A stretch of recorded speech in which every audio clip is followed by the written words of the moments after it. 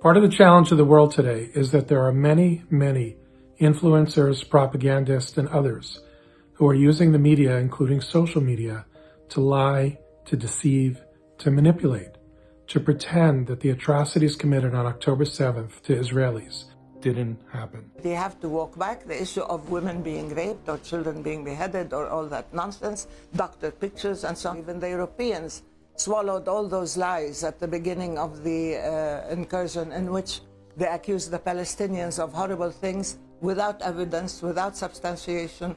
The brutal, savage, slaying, burning, beheading, raping, and so many other barbaric acts against Jews, against Israelis.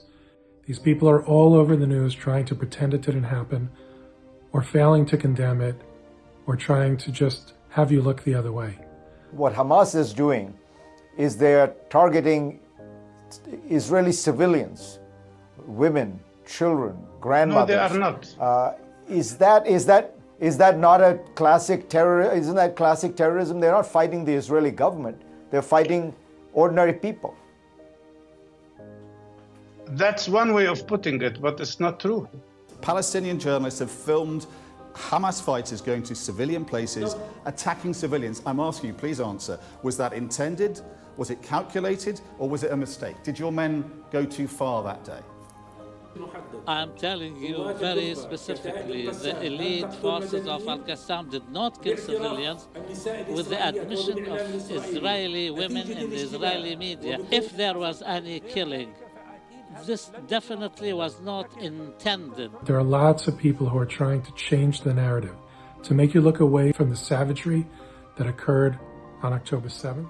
But what you are not prepared to do yourself as the ambassador to the UK, because I've checked your Twitter feed and you've not done this, and to my knowledge you've not done this in public, you're not prepared to condemn Hamas for the slaughter of 1,400 innocent people in Israel on October the 7th. So I give you the chance, given that you want others to condemn acts that kill people, even if they're not responsible, given that Hamas have brazenly admitted responsibility for what they did, are you prepared to condemn it? Yes. You know, this game and this narrative... It's not a game. It's a game. Why? I'll tell you 30 years You think they're terrorists?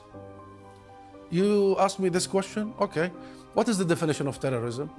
Folks, don't let them do that. I've compiled this video so you can understand how these master manipulators work.